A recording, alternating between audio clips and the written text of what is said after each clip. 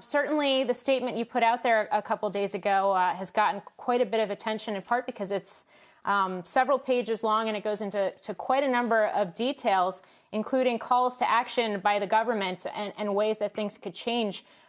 Certainly, Ben & Jerry's, it's part of the DNA to get involved into socio-political issues. But I'm curious, how did you come up with this list and this statement? Is it something you personally, as the CEO, put out there? Or is it something that you spoke to your management and workforce and even franchisees about crafting?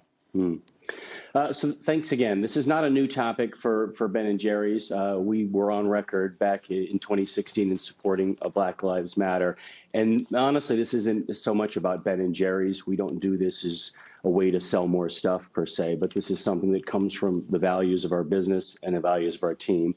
And no, it doesn't come just from me. We've got many years of work in the movement and actually getting guidance from our trusted partners in the United States. I'd like to think that we're pretty good at making ice cream, but we really try to use the power of our business to shine a light on the things in society that are wrong, broken, or unjust. And so we worked internally for a long time on this with our team and reached out to trusted partners to help us actually shape the 4 points that we've put out there. And they're based on, I think, really clear facts for folks that want to take a look into the background of what systemic racism looks like. It is everywhere in our country. It is within our businesses. It is within my business.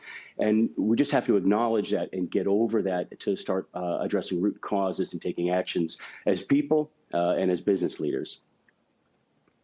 Yeah, and of course, in terms of business, Ben & Jerry's is not a private standalone company. It's owned by a major multinational, Unilever. So does that conversation continue to expand beyond just the Ben & Jerry's brand and into the bigger umbrella company as well? Absolutely. There's no question about it. I think if people follow what Unilever has been doing over the past many years, driving our business and our brands to places of purpose to address real societal injustices or issues and or climate issues is something all of our businesses around the world have a responsibility to do. And frankly, our consumers, our customers demand more of it every single day. So this is absolutely a topic that is reverberating internally within the parent company and through our businesses. Matthew, it's John Fort. Good morning. I wonder, how do you gauge whether there's actual progress being made versus statements? I mean, should we look for companies to talk about specific either legislation or policies that they'd like to see and put money toward those policies? Should we look at the makeup of their leadership and workforces? What do you think is a gauge of change? The short answer is yes, period. In business, as in a lot of ways, you treasure what you measure what you treasure. And if you don't put goals around these things, they simply don't happen. This is true for people. This is true for businesses and organizations.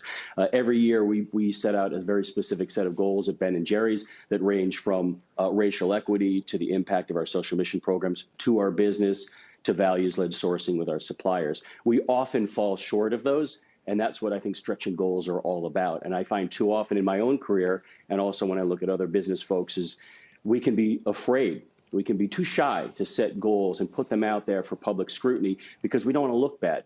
That's normal. That's okay. Stretching goals are all about putting your intent out there for both your customers and other business people to inspect, to look at. And I think business should be held accountable to setting very specific targets, specifically around dismantling white supremacy in and through our organizations.